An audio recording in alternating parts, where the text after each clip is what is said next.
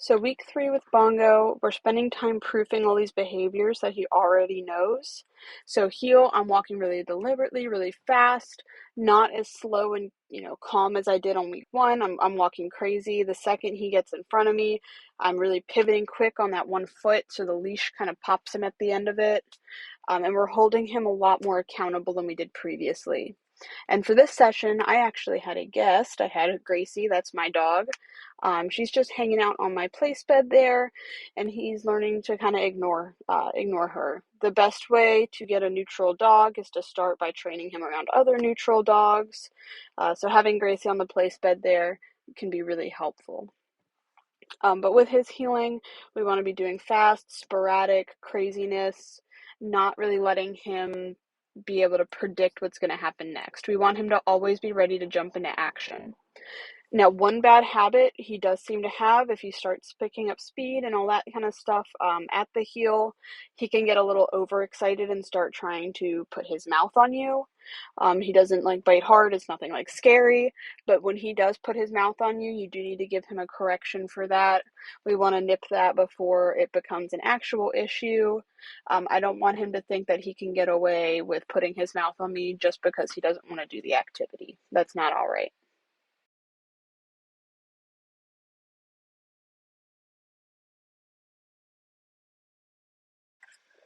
So for down, we're going to start from a sit. We're not going to cue the sit. We're just going to pull up to get the sit.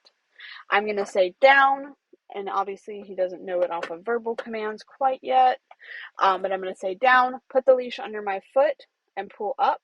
He's kind of cueing right now off of the leash going under my foot, but eventually he's going to go, oh, that word down, that means I'm about to get pressure downwards until I lay down, and I don't want to feel that pressure, so I'm going to go down when I hear the word. So I just wait for him to sit, and you can see there he went down automatically. So the more you repeat this, the more he's going to get onto the verbal command of down. And again, we don't want to be cueing the sit. We want to wait for him to sit. We're not using the word. But leash under my foot, pulling up, and feeding him really close to the ground, but still out of my hand. I don't want to feed him on the ground. I don't want him to get used to eating off the ground. That makes a bad habit. So we did go to a park by a little elementary school thing and worked a bit. We were less worried about him having super specific obedience commands and looking really sharp.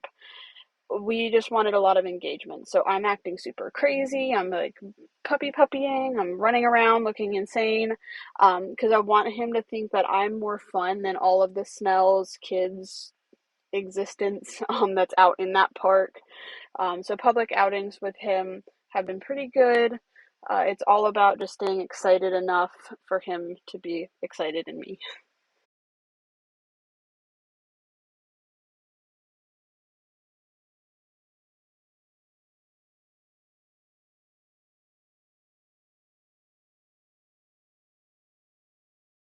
So we also played a game called Race to Place. We brought a place bet out to the park, and I'm just trying to get him off and on really quick. We're just having fun with it and staying really engaging. I'm not upset that he's jumping. I'm not upset that he's, doing really anything as long as he's not really jumping on me. I don't care. I want him to be that super excited craziness right there because I'm really fun. I'm his favorite toy right now.